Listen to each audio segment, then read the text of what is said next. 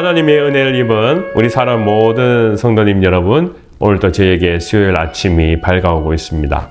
먼저 제가 여러분께 강고 말씀 한 가지 드리는 것은요, 우리 홍한희 권사님, 홍은미 집사님께서 갑자기 함께 지난 교회에 계시던 성도님들이 심장마비로 돌아가셨다는 비보를 듣고 지금 올라가 계십니다. 지난번에 눈 폭풍을 통하여서 바깥에서 이제 눈을 치우시다가 갑자기 심장마비로 돌아가셨어요. 여러분께서 함께 우리 홍한희 권사님, 홍은미 집사님 그곳에서 또 주어진 그 위로를 잘 하고 돌아올 수 있도록 함께 여러분께서 기도해 주시면 감사하겠습니다. 오늘 그래서 모임은 저희 집에서 함께 있습니다. 나중에 제가 카톡으로 다시 한번 알려드리겠습니다. 같은 시간 저희 집에서 모임이 있으니까 여러분께서 함께 동참해 주시면 감사하겠습니다. 오늘 성경 말씀은 데살로니가 전서 4장 13절에서 18절까지 말씀입니다. 데살로니가 전서 4장 13절에서 18절. 오늘 우리 기쁨의 언덕 말씀 함께 나누겠습니다. 우리 통독 말씀은 데살로니가 4장 전체의 말씀입니다. 형제들아, 자는 자들에 관하여서는 너희가 알지 못함을 우리가 원하지 아니하노니 이는 소망 없는 다른 이와 같이 슬퍼하지 않게 하려 함이라. 우리가 예수께서 죽으셨다가 다시 살아나심을 믿을진대 이와 같이 예수 안에서 자는 자들도 하나님이 그와 함께 데리고 오시리라. 우리가 주의 말씀으로 너희에게 이것을 말하노니 주께서 강림하실 때까지 우리 살아남아 있는 자도 자는 자보다 결코 앞서지 못하리라. 주께서 호령과 천사장의 소리와 하나님의 나팔 소리로 친히 하늘로부터 강림하시리니 그리스도 안에서 죽은 자들이 먼저 일어나고 그 후에 우리 살아남아 있는 자도 그들과 함께 구름 속에서 끌어올려 공중에서 주를 영접하게 하시리니 그리하여 우리가 항상 주와 함께 있으리라. 그러므로 이러한 말로 서로 위로하라. 하나님의 말씀입니다. 말씀을 주신 하나님께 감사드립니다. 아멘. 우리 말씀 앞에 기도드립니다. 아버지 하나님, 오늘 이 데살로니가 전서를 통하여서 하나님의 율법 안에서, 말씀 안에서 오늘 또 우리에게 새로운 놀라운 것을 발견하게 하시고, 그러므로 오늘 이 생명의 말씀의 신비를 통하여 또 우리의 심령이 새로워지고 이 하루가 더 주님 앞에 기도할 때 담대하게 나아가게 하여 주시옵소서. 부정한 자가 말씀을 대안합니다. 친히 함께하여 주시기를 기도하고 나오며 모든 것 살아계신 예수님의 이름으로 감사 기도드립니다. 아멘. 네, 오늘 우리가 함께 나눌 말씀은 데살로니가 전서의 이제 후반부에 들어가 있습니다. 제가 데살로니가 전서를 설명하면서 새벽 기도 시간에 오늘 이 데살로니가에 대해서 간략한 설명을 하지 않았던 건 여러분 기억하시나요? 제가 이것을 빠뜨렸던 것은 사실 아닙니다. 보통은 제가 이렇게 각 말씀을 시작할 때 보면 책이 바뀔 때마다 먼저 그 책에 관하여서 대략적인 백그라운드를 설명하고 그리고 묵상으로 들어가게 되었는데 이번에는 그렇게 하지 않았습니다. 거기에는 사실 오늘 이 말씀과 목적이 있기 때문에 그렇습니다. 그래서 제가 오늘 여러분에게 이 데살로니가 전서에 관하여서 이제 간략한 배경을 언급해 드리려고 합니다. 그러면 아마 여러분 평생에 놓치지 않고 이 본문을 기억할 것입니다. 그래서 제가 여러분께 말씀을 드립니다. 자, 여러분, 이 데살로니가 전서는요, 가장 큰 특징이 있습니다. 이것은 꼭 기억해야 되는 것입니다. 뭐냐 하면 데살로니가 전서는 신약 성경 중에 가장 먼저 쓰여진 책이라는 것입니다. 우리는 보통 마태복음, 마가복음, 누가복음, 요한복음 그렇게 해서 복음서가 있으니까 마태복음이 가장 먼저 쓰여졌구나 라고 생각할지 모르지만 사실은 신약 성경 가운데 가장 먼저 쓰여진 책은 데살로니가 중에서도 데살로니가 전서가 됩니다. 이 책은요, 예수님이 승천하시고 난 후 약 50년경에 쓰여진 것이라고 학자들이 추정하고 있습니다. 그리고 이 데살로니가 전서를 쓸 때는 바울이 어디에 썼냐가 중요합니다. 그것은 고린도 지역을 전도할 때였습니다. 이 고린도 지역을 전도할 때는 바로 두 번째 사도 바울이 전도 여행을 하고 난 뒤에 사도행전 15장 36절에서 18장 말씀에 보면 이 고린도 지역을 전도하게 되는데, 그때 그 당시에 사도 바울이 데살로니가 교회에다가 급하게 또 아주 강권적으로 편지를 쓴 것이라고 우리는 추정할 수 있습니다. 여러분, 이상하지 않습니까? 성경의 말씀에 예수님께서 부활 승천하시고 제자들과 가장 먼저 있었던 그 일들을 사실 가장 먼저 쓸 것 같은데, 이 신약 성경의 경전을 수집하면서 알게 된 것은 이 데살로니가 전서를 사도 바울이 제일 먼저 쓰게 되었다라는 것입니다. 자, 이제 그 이야기를 제가 여러분에게 설명해 드리겠습니다. 왜 그러면 데살로니가 교회가 가장 먼저 쓴 책으로 우리에게 중요한 것이냐? 바울은 고린도 지역에서 전도를 하면서 데살로니가 교회에 이 편지를 써야 되는 가장 강력한 영적 메시지를 또 성령님을 통하여서 알게 됩니다. 그 이유는 이것입니다. 그 당시에 이 사도 바울이 세운 교회, 또 사도행전의 교회, 그 교회들의 관심사는 무엇이었을까요? 라는 것입니다. 우리는 지금 시대로 보면 교회의 사역들이 여러 가지가 있습니다. 하나님의 말씀을 전하는 것, 또 우리가 전도하는 것, 찬양하는 것, 봉사하는 것, 여러 가지가 있습니다. 그러면 우리가 이 교회들마다 무엇이 가장 우선적일까 하면 각 교회마다 상황이 다 다르니까 그 이유도 다를 것입니다. 제가 1세기, 그러니까 교회가 시작되고 난 후에 여러 가지 상황을 보면 그 당시에 교회라는 공동체가 생겨나게 되었고, 가장 큰 것이 또 어떤 일들 가운데 치유가 있었습니다. 사도 바울은 전도하러 다녔습니다. 찬양도 있습니다. 예배도 있습니다. 그러니까 그 모든 사역들 가운데 안 중요한 것이 없을 것입니다. 그런데 이런 것들보다 많은 사람들에게 가장 관심이 있었던 것은 무엇일까? 그것은 바로 종말이었다라는 것입니다. 즉, 그들이 믿음 생활을 하면서 우리는 언제 그 종말을 볼 것이냐라는 것이 다른 그 어떤 것들보다 가장 먼저 알고 싶고, 거기에 많은 사람들이 우선순위를 두었다라는 것입니다. 이것이 바로 오늘 사도 바울이 데살로니가 교회 교우들에게 편지를 보내야 되는 가장 중요한 이유가 됩니다. 우리가 보면 사도행전 1장 말씀에 예수님께서 승천하시면서 하신 말씀이 내가 곧 오리라 라는 약속이었습니다. 내가 곧 오리라. 그래서 성도들은 마가의 다락방에 모여서 기도하면서 예수님이 곧 오실 거야 라고 했습니다. 그래서 그들은 생각할 때 1주일, 2주일, 3주일, 한 달 그렇게 계속 시간을 보내면서 기다리는데 그 시간이 오지 않습니다. 그러니까 점점점 그 시간을 기다리면서 우리가 지금 기다리고 있지만 오지 않으니까 이것은 조금 더 있으면 오실 거야 하고, 그러면서 생각하는 것이 올해가 아니면 내년에 오시겠지, 내년이 아니면 그 후년에 오시겠지 라고 생각했습니다.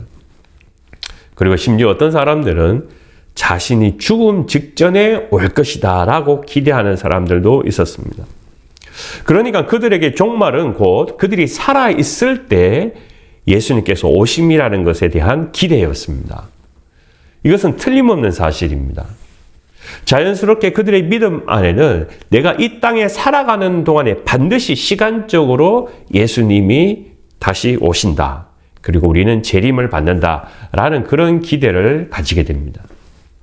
그런데 여러분, 지금 우리가 잘 아는 것처럼 믿음의 사람들이 그렇게 돌아가셨습니다. 성도들 중에는 교회 공동체 안에는 그렇게 오시리라고 생각했는데 그것을 보지 못하고 죽는 사람들이 있습니다. 그러면 그 공동체 안에는 한 가지 영적 질문이 생겨나게 됩니다. 무엇이냐면, 믿음 안에서 죽은 그 형제들은 과연 어떻게 되냐라는 것입니다. 유대적인 배경에서 보면 메시아가 오실 때요, 살아있는 자들만이 그날의 복을 누린다라는 그런 관념이 있습니다. 그렇기 때문에 그 시대에도 이 메시아가 오셨다는 것은 분명한 것이지만 그들이 살아있을 때라는 이 시간적인 개념이 굉장히 중요한 것이죠. 그러니까 신자들은요, 교회 안에서 혼돈이 되었습니다. 바울은 분명 이 죽음 이후의 재림에 관하여서 예수님이 다시 오심에 대하여서 분명히 설명해야 될 이유가 있었습니다. 왜냐하면 사람들이 지금 살아있을 때 온다고 그것이 재림이라고 생각했는데 자기 아는 사람들 중에는 이미 죽는 사람도 있으니까 그러면 이 사람들은 재림을 못 받는 것 아니냐라는 그런 영적 갈등 속에 헤매게 됩니다. 사도 바울은 데살로니가 교회에게 야, 왜 쓸데없는데 그렇게 관심을 가지냐? 믿음만을 지켜가라. 이렇게 이야기하는 것이 아니라 데살로니가 교회의 사람들에게 편지를 보내면서 오늘 이 말씀에 죽은 자들에 관하여서 라는 부분을 이야기하면서 그 편지를 쓰는 아주 중요한 동기를 이야기하고 있습니다. 사도 바울은요, 분명합니다. 이 재림에 관하여서 우리가 믿음을 지켜가는 일들에 관하여서는요, 우리는 구원이라는 것은 이미 받았다. already. 벌써 받았다라는 것입니다. 그런데 not yet. 아직까지라는 것입니다. 즉 무슨 말입니까? 재림은 아직까지라는 것입니다. 구원을 받았지만 그 재림에 관하여서는 아직까지 우리는 그것이 아니다라는 것을 사도 바울은 분명하게 이야기합니다. 자, 그런데요, 오늘 이 성경 말씀에 이 바울은 영적 대답을 분명하게 하고 있습니다. 우리가 알고 있기로는 살아 숨쉬는 사람들에게, 그 시간적으로 살아있는 사람들에게만 재림의 축복이 있는 것이냐? 아니라는 것입니다. 14절 말씀을 제가 읽어보겠습니다. 예수 안에서 자는 자들도 하나님이 그와 함께 데리고 오시리라. 15절은 이것에 대해서 더 중요한 영적 답을 주고 있습니다.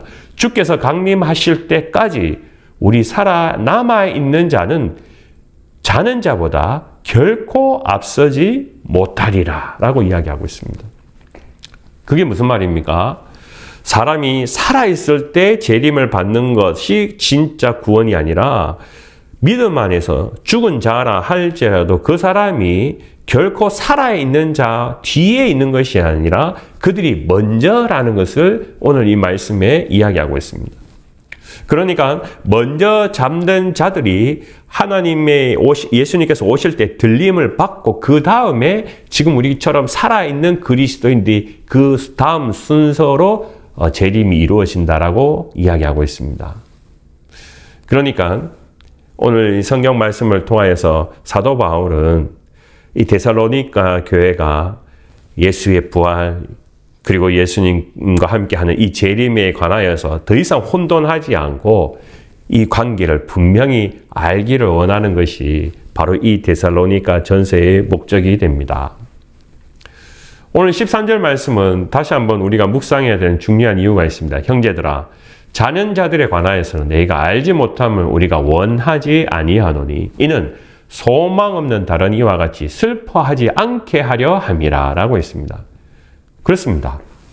여러분, 믿음 안에서 죽었다고 해가지고 돌아가셨다고 해 그게 끝나는 것이 아니라는 것입니다. 영원한 소망을 나도 지금 살아있는 나도 그 죽은 자도 그리스도 안에서 죽은 자들도 함께 소망을 가지고 있다는 것을 이야기하고 있습니다. 여러분, 우리가 미국 와서 이 신앙에 관해서 부활과 재림에 관하여서 우리가 직접적으로 눈으로 보는 아주 중요한 일이 있습니다. 그것은 여러분도 한 번씩 꼭 보셨을 건데요. 교회 옆에 바로 무덤이 있다는 것입니다.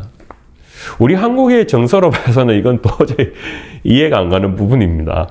우리 한국 사람들은 정서적으로 샤머니즘이 있기 때문에요. 무덤 그러면 상스러운 것이라 생각합니다. 죽음이라는 거 이야기하면 끝이라고 하니까 그 끝나서 뼈가 묻은 그 사람들이 우리 옆에 있다는 것을 도저히 상상하고 싶지 않습니다. 마치 무덤에서 귀신이 막 나오고요. 무섭고 이런 것들을 상상하다 보니까 무덤은 어디 있습니까? 저 멀리 보이지 않는 곳에 있습니다. 마치 쓰레기 하수장을 우린 어디에 지을까요? 라고 이야기하면요. 우리 눈에 보이지 않는 것처럼 무덤도 마찬가지로 사람들은 생각합니다. 그래서 어떤 분들은 미국 와서 신앙생활 하는데 이 교회는 무덤이 옆에서 나 가기 싫다고 그게 그렇게 믿음으로 이야기하는 사람이 있습니다. 그거 잘못된 표현입니다. 오늘 이 성경 말씀 우리가 꼭 기억해야 됩니다. 왜요? 우리의 신앙, 영적인 신앙의 이 패러다임, 생각을 바꿔야 됩니다. 당시의 청교도들은요, 오늘 이 말씀을 보면서 그런 생각을 합니다. 뭡니까? 한 교회 안에서 함께 그리스도의 부름을 받아 살아가던 형제 자매가 그 중에 어떤 사람은 먼저 하나님의 부름을 받습니다. 그러면 그 사람은 육신으로 썩어져 그냥 나와 끝나는 관계가 아니라는 것입니다. 우리는 같이 부활을 하는 존재들입니다. 그러니까 그 사람들은 누군가 먼저이라고요? 죽은 사람이. 그러니까 그리스도 안에 죽은 사람들을 무덤, 우리 교회 옆에 무덤에 놔두고 재림을 받을 때, 들림을 받을 때 우리 같이 하나님 나라 갑시다. 그런 마음에서 그 무덤이 있다라는 것입니다. 그렇기 때문에 여러분, 우리가 미국에서 와서 보는 이 아름다운 전통을, 우리가 믿음의 전통을 생각해 보면 참 이 무덤이라는 개념이 우리에게는 어떤 것인지 다시 한번 새롭게 하는 그런 것입니다. 오늘 성경 말씀이 바로 그런 이야기를 하고 있습니다. 산자가 중요하죠. 근데 믿음 안에 죽은 자가 더 중요합니다. 그 사람들이 먼저라고 이야기하고 있습니다. 오늘 18절 말씀은 그러므로 명쾌하게 이렇게 이야기합니다. 이러므로 서로 위로하라 라고 말씀하고 있습니다. 부활의 희망을 가지고 지금 살아가는 우리는 얼마나 큰 힘이 있습니까? 우리도 열심히 살아가야 됩니다. 그런데요, 그 믿음을 지켜감으로써 먼저 하나님의 부르심을 받은 죽은 자들은, 그들은 역시 소망을 기다리는 자는, 부활을 기다리는 자는 겁니다. 그러니까 죽은 자이든 살아있는 자든 누구든 간에 이 부활 그리고 재림은 우리 모두에게 영원한 소망이 된다는 것입니다. 그러므로 산자나 죽은 자나 그리스도 안에서 항상 서로 이 부분에서는 위로하라 라고 말씀합니다. 데살로니가 교회는 이러한 부분에서 영적 우리가 순서를 지켜가게 됩니다. 저와 여러분들도 오늘 이 본문의 말씀을 통해서 우리가 꼭 기억했으면 좋겠습니다. 우리가 재림받는 건 이게 얼마나 우리에겐 중요한 사건입니까? 근데 그것이 살아있는 자만이 아니라 먼저 주 그리스도와 함께 그 안에서 죽은 자들이 먼저라는 것. 그래서 우리는 죽음이라는 것은 영원한 이별이 아니라 마지막 때가 되면 우리는 다 다시 만나게 됩니다. 오늘 이 하루도 그런 마음에서 우리가 서로 함께 위로하면서 그리스도 안에서 죽고 그리스도 안에서 살아있는 우리 모두 다가 같은 형제요 자매인 것을 우리가 기억함으로 오늘 이 하루도 더 복된 또 하나님의 말씀이 살아있는 일들이 있기를 원합니다. 특별히 우리가 그리스도 안에 형제와 자매라는 것이 얼마나 중요한 것인지, 그래서 아플 때, 슬플 때, 또 우리 잘 될 때에도 그리스도 안에 있는 같은 형제와 자매를 위하여서 힘을 격려하고 또 사랑하고 섬기는 그 일들이 오늘 이 하루도 계속 지속되기를 주님의 이름으로 간절히 축원합니다. 기도하겠습니다. 하나님, 산자나 죽은 자나 우리에게 영원히 변함없는 그 하나님의 사랑으로 소망이 흔들리지 않게 하시고 오늘도 우리가 살아있는 존재로서 더욱 주님의 부르심 앞에 또 우리의 마지막 재림 앞에 기쁨으로 먼저 주 앞에 죽은 자들을 만나는 그 일들이 있게 하여 주시옵소서. 오늘도 여전히 소망을 붙들고 살아가는 저희에게 기도 가운데 응답하시고 우리의 강구 속에 더욱 주의 역사가 드러나므로 오늘 이 새벽도 주님과 동행하는 귀한 시간이 시작되게 하여 주시옵소서. 어느 곳에 있던 우리 사랑하는 교우들 지키시고 복을 내리시며 우리의 아픈 부분에 눈물을 닦으시며 위로하여 주시옵소서. 감사드리며 거룩하신 예수님의 이름으로 기도드립니다. 아멘. 주가 보이신 생명의